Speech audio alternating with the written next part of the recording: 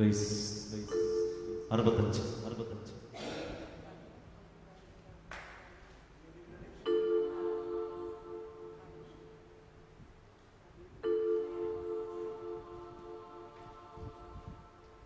സമൃദ്ധി ചൊരിയുന്ന ദൈവത്തെക്കുറിച്ചാണ് ഈ സങ്കീർത്തനത്തിൽ നമ്മളിപ്പോൾ പാടാൻ പോകുന്നത്.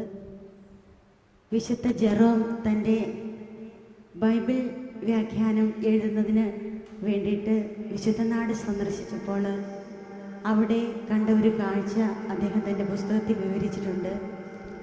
അവിടെ പാടത്ത് പണിയുന്നവരും ഏത് ജോലികൾ എടുക്കുന്നവരാണെങ്കിലും അവർ സങ്കീർത്തനങ്ങൾ പാടിക്കൊണ്ടാണ് ഇവ ചെയ്തിരുന്നത് എന്നാണ് അദ്ദേഹം പറഞ്ഞിരിക്കുന്നത്. സങ്കീർത്തനങ്ങൾ ഒഴിച്ചാൽ വിശുദ്ധ നാട് നിശബ്ദമായിരുന്നു എന്ന് അദ്ദേഹത്തിൻ്റെ പുസ്തകത്തിൽ പറഞ്ഞിരിക്കുന്നു. അതിൻ്റെ അർത്ഥം അവിടെ പണിയെടുക്കുന്നവരും പാടത്ത് പണിയുന്നവരും ആടുകളെ മേയ്ക്കുന്നവരും അതുപോലെ തന്നെ എന്തെല്ലാം ജോലികൾ ചെയ്യുന്നോ അവരെല്ലാവരും സങ്കീർത്തനങ്ങൾ ആലപിച്ചുകൊണ്ടാണ് ആ ജോലികൾ ചെയ്തിരുന്നത്. ഈ സമൃദ്ധി ചൊരിയുന്ന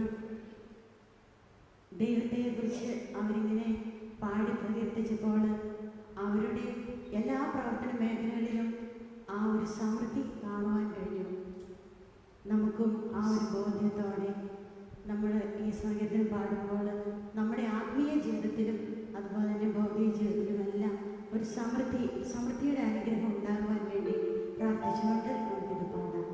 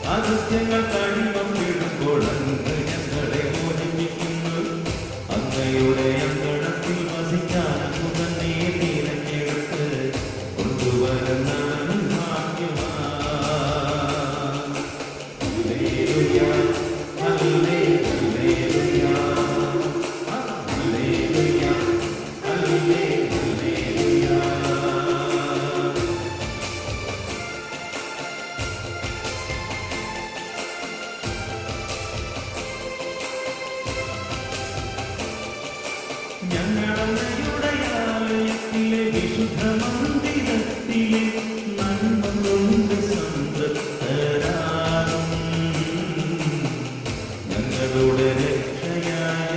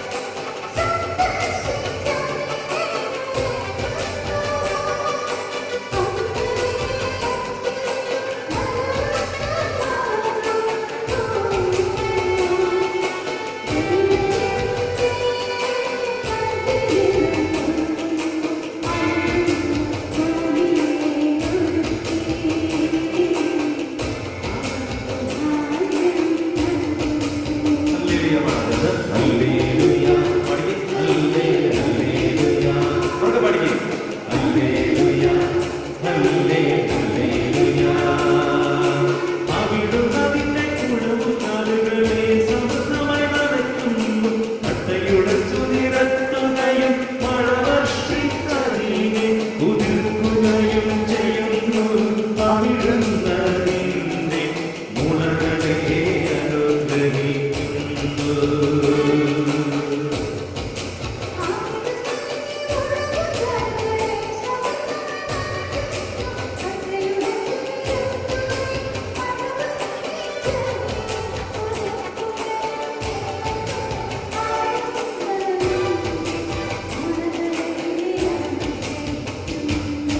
സംവത്സരത്തെ അവിടുന്ന്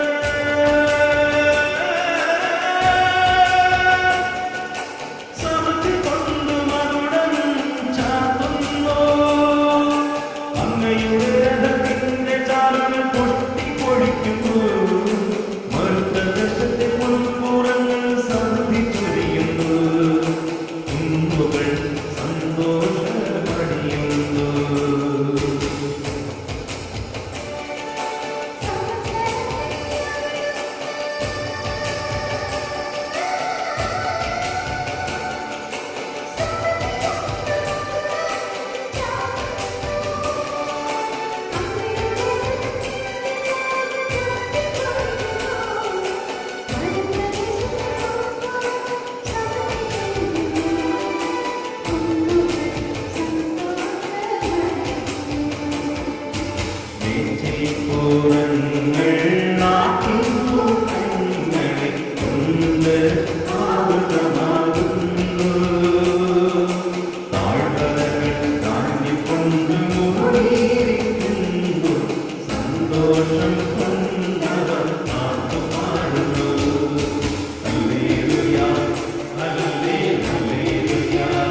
എഴുന്നേറ്റ് പാടാം. എല്ലാവരും എഴുന്നേറ്റ് നിന്ന് കൈയടിച്ച് ആടിപ്പാടി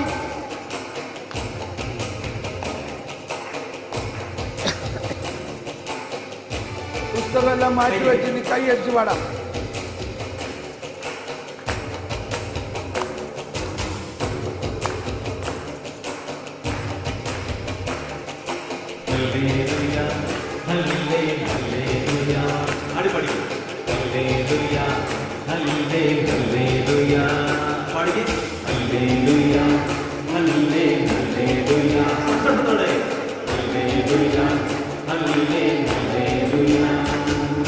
ദൈവമസിയോനിൽ വസിക്കുന്ന സുഖനാണ്.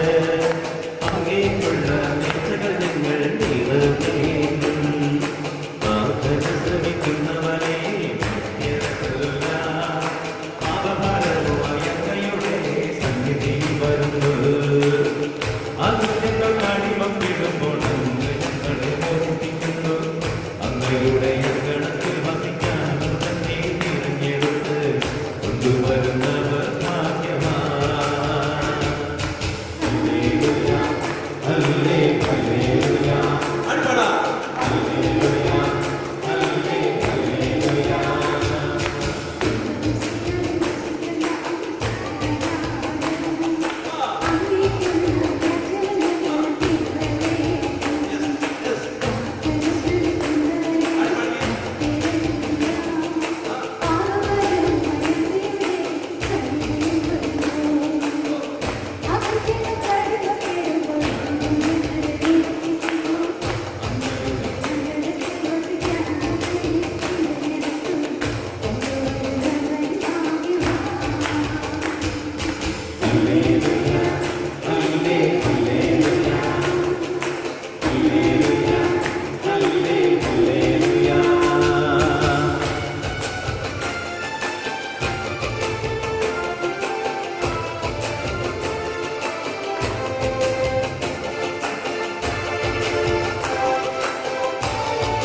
ഞങ്ങളങ്ങയുടെ ആലയത്തിലെ വിശുദ്ധ മന്ദിരത്തിലെ നന്മ കൊണ്ട് സംതൃപ്തരാകും. ഞങ്ങളുടെ രക്ഷയായ ദൈവമേ, വിധികരമായ പ്രവൃത്തികളാണെന്ന് ഞങ്ങൾക്ക് മോചനം അരുളുന്നു.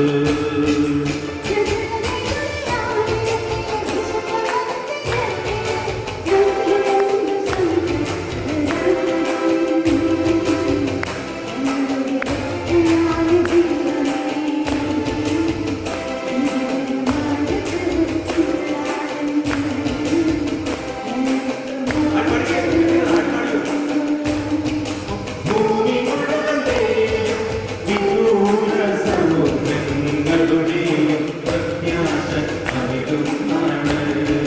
ഹല്ലേലൂയ, ഹല്ലേ, ഹല്ലേലൂയ. കാലൊക്കെ പറിച്ചു വിട്ടില്ലേ? ഹല്ലേലൂയ, ഹല്ലേ, ഹല്ലേലൂയ.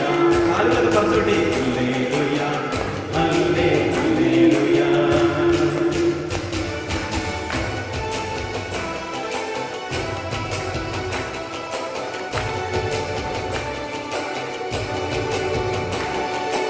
അവിടുന്ന് ശക്തി കൊണ്ട് മരമുറുക്കി പർവ്വതങ്ങളെ ഉറപ്പിക്കുന്നു.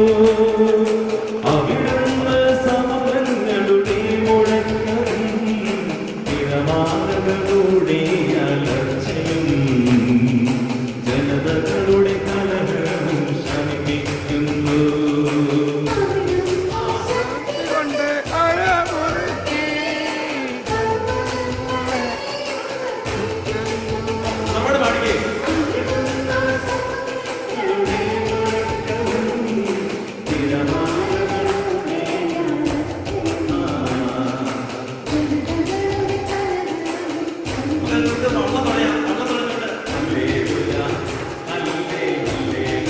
ഒരുപോലെ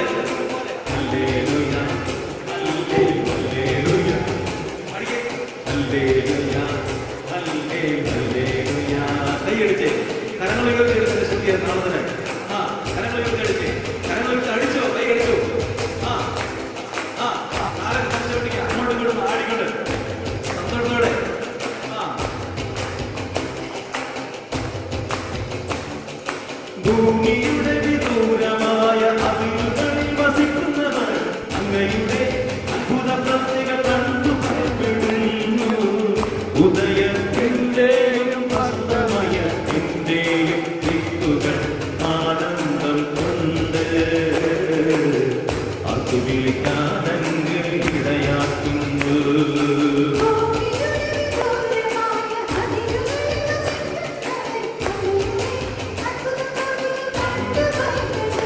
Yes.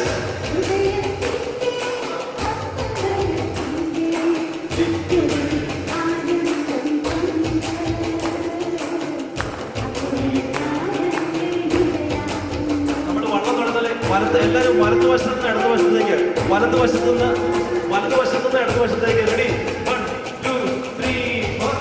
ഹല്ലേലൂയ, ഹല്ലേ, ഹല്ലേലൂയ. ഹല്ലേലൂയ, ഹല്ലേ, ഹല്ലേലൂയ. അപ്പൊ നമ്മളതിനെ പോകുമ്പോൾ കടലിൽ വല വലിക്കുന്നവരെ കാണുക. കടലിൽ വല വലിക്കുന്നവരെ കാണുമ്പോൾ നമ്മൾ എന്ത് ചെയ്യും? അവരെ സഹായിക്കുക.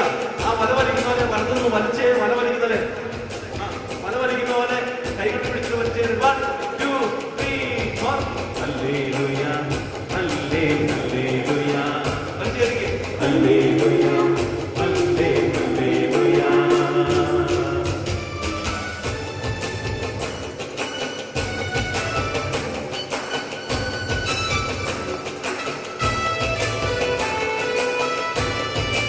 അവിടുന്ന് ഭൂമിയെ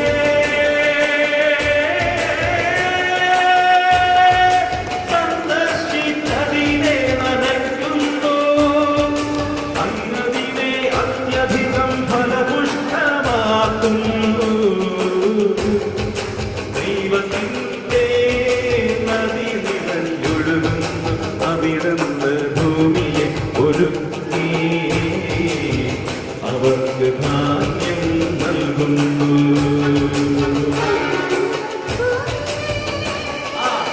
പാടിക്കോ.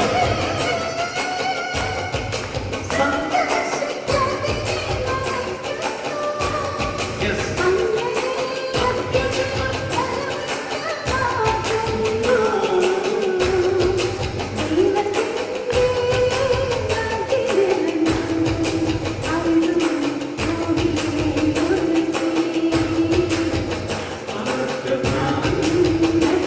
നമ്മൾ നെല്ല് കുത്തുകയാണ്. Ready? 1 2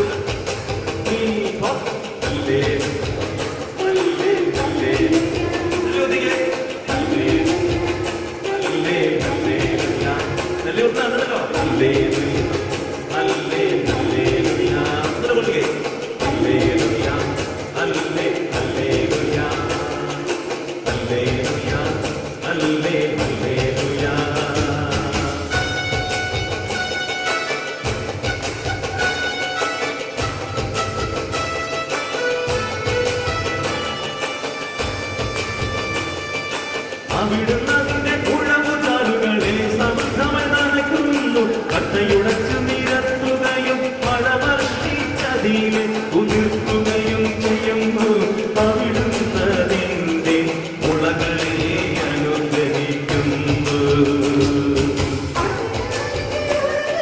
കൈയടിച്ച് പാടിക്കേ.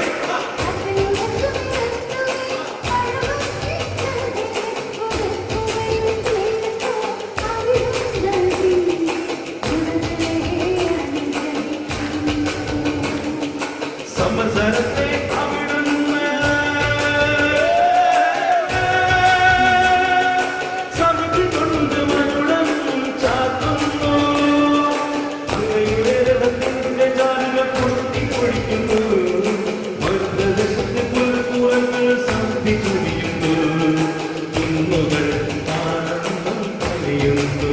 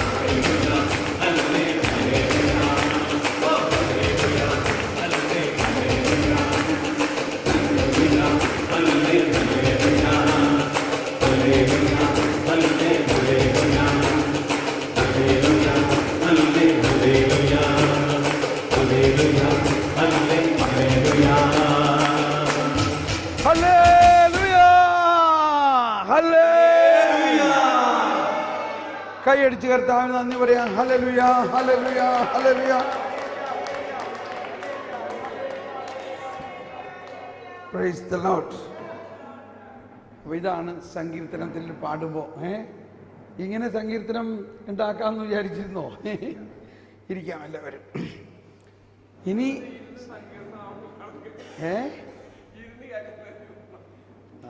സങ്കീർത്തനം ഇരുന്ന് കേട്ടിട്ടേ ഉള്ളൂ. ഇപ്പം ശരിക്കും മനസ്സിലായില്ലേ? ഇനി ഇതിൻ്റെ അർത്ഥമെല്ലാം വിവരിച്ചുകൊണ്ട് വേറൊരു ധ്യാനം ഉണ്ടാക്കണമെന്ന് വിചാരിച്ചിരിക്കുകയാണ്. സങ്കീർത്തന ധ്യാനം, സങ്കീർത്തനങ്ങളിലൂടെ ഒരു ധ്യാനം. അപ്പോൾ കഥാപ്രസംഗന്മാരി ആവുന്നുള്ളത്. ഓക്കെ, ഇനിയിപ്പോൾ അപ്പോൾ ധ്യാനത്തിൻ്റെ ഒരു പ്രധാന സംഭവം കഴിഞ്ഞു. കുറേ കാര്യങ്ങൾ ധ്യാനിച്ചു. പിന്നെ ഈ ലൈറ്റ് അങ്ങോട്ട് മാറ്റി വെച്ചു, കണ്ണിലടിക്കണം. ഒരുപാട് ഇച്ചിരി കൂടി സൈഡിലയച്ചു. That's right. ഇനിയിപ്പം നിങ്ങൾ ഒന്ന് കണ്ണടച്ച് ഒന്ന് ചിന്തിച്ച് ഈ കുമ്പസാരത്തിലും നമുക്കെന്ത് കിട്ടി?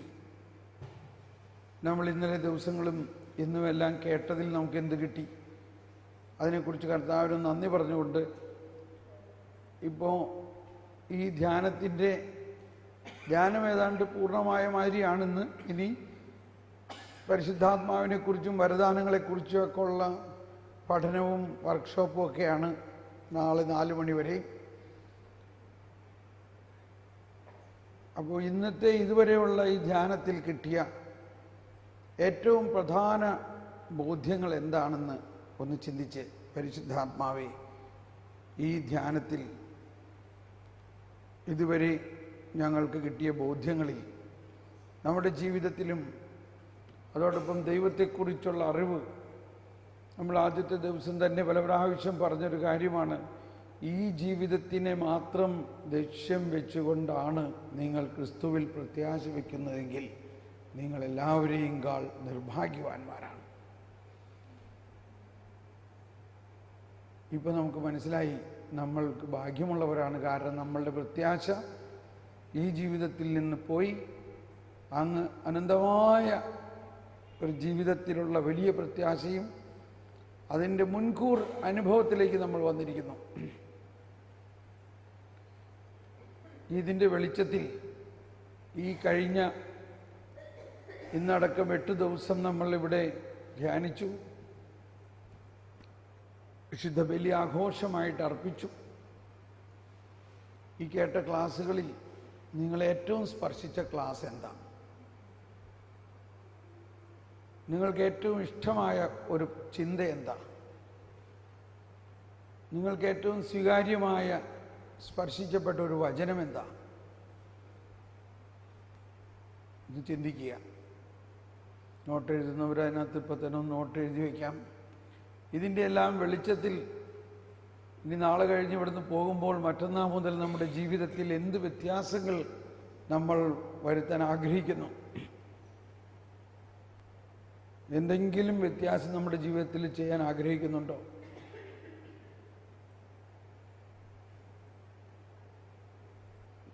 പരിശുദ്ധാത്മാവേ, ഞങ്ങളെ സഹായിക്കണേ. അപ്പോൾ ഈ ഉൾക്കാഴ്ച, ഈ കാര്യങ്ങളാണ് ഇനി നിങ്ങൾ കുറച്ച് പേര് വന്ന് പങ്കുവയ്ക്കണം. ഇനി നിങ്ങളുടെ വചനപ്രഘോഷണ സമയമാണ്.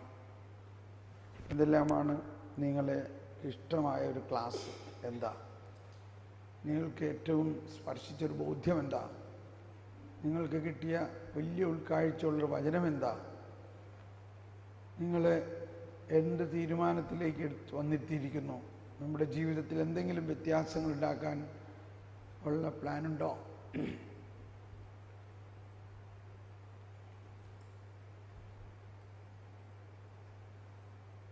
Praise the Lord. വരുവിൻ.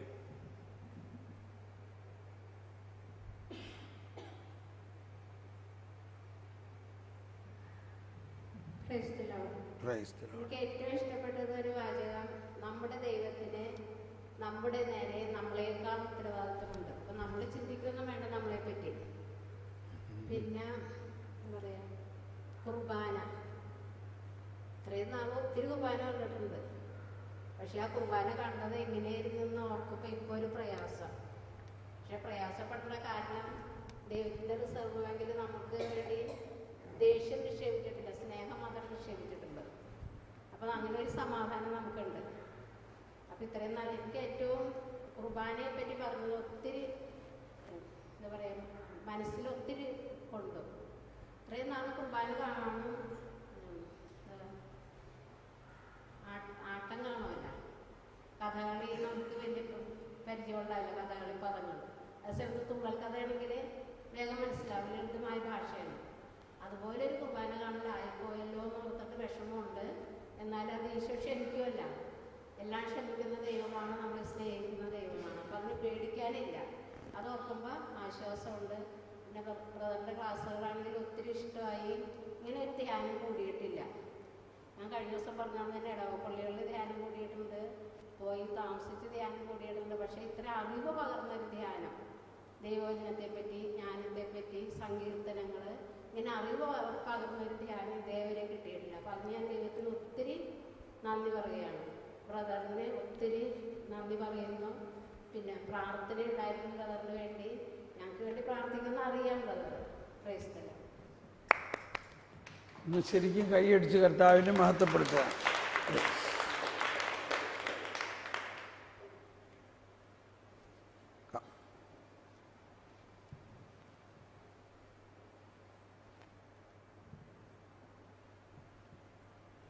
ഇന്നലെ ധൂർത്തപുത്രനായ ബ്രദർ പങ്കുവെക്കുകയും അതിനെ വ്യാഖ്യാനിക്കുകയും ചെയ്തു. അതിനുശേഷം ധൂർത്തപുത്രൻ്റെ ഉപമ എൻ്റെ മനസ്സിലേക്ക് വളരെയധികം പ്രാവശ്യം കടന്നുകൊണ്ടിരിക്കുകയാണ്. ഇന്നലെ വചനം കേട്ടപ്പോൾ തന്നെ ഞാൻ മനസ്സിൽ പറഞ്ഞു, ആ അപ്പൻ ഞാനല്ല എന്ന് തന്നെ പറഞ്ഞു. കർത്താവിനോടും ഈ കാര്യം പറഞ്ഞു, കർത്താവ് അങ്ങ് പറഞ്ഞ ഈ ഉപമയിലെ അപ്പൻ ഞാനല്ല. കാരണം ഉപാധികളില്ലാതെ സ്നേഹിക്കാനും പൊറുക്കാനും കഴിയുന്ന ഒരപ്പനായിരുന്നു ഈ ഉപമയിലേക്ക്. ഈ ധൂർത്തുപുത്രനായ പുത്രനും ഞാനല്ല എന്ന് കർത്താവിനോട് പറഞ്ഞു.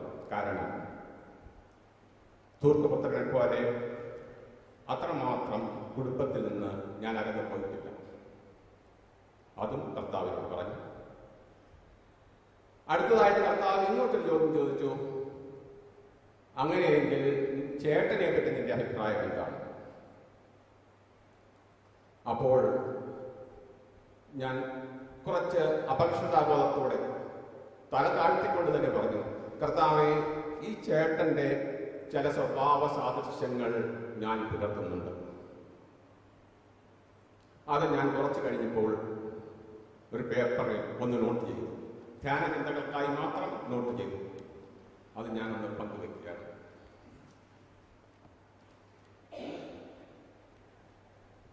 സംഗീതവും നൃത്തവും നടന്നുകൊണ്ടിരിക്കുന്ന വീട്ടിലെ സന്തോഷങ്ങൾ പാടത്ത് നിന്നും വരുന്ന ചേട്ടന് പങ്കിടുവാൻ സാധിക്കുന്നില്ല. അതിൽ ആ സന്തോഷത്തിൽ പങ്കുചേരുവാൻ ഈ ചേട്ടന് സാധിക്കുന്നില്ല. മറ്റുള്ളവരുടെ സങ്കടങ്ങളിൽ പങ്കുചേരുന്നതോടൊപ്പം തന്നെ നമുക്ക് മറ്റുള്ളവരുടെ ആഹ്ലാദങ്ങൾ പങ്കുചേരാൻ പറ്റുന്നുണ്ട്. പലതിലും ഇല്ല എന്നതാണ് എൻ്റെ ഉത്തരം.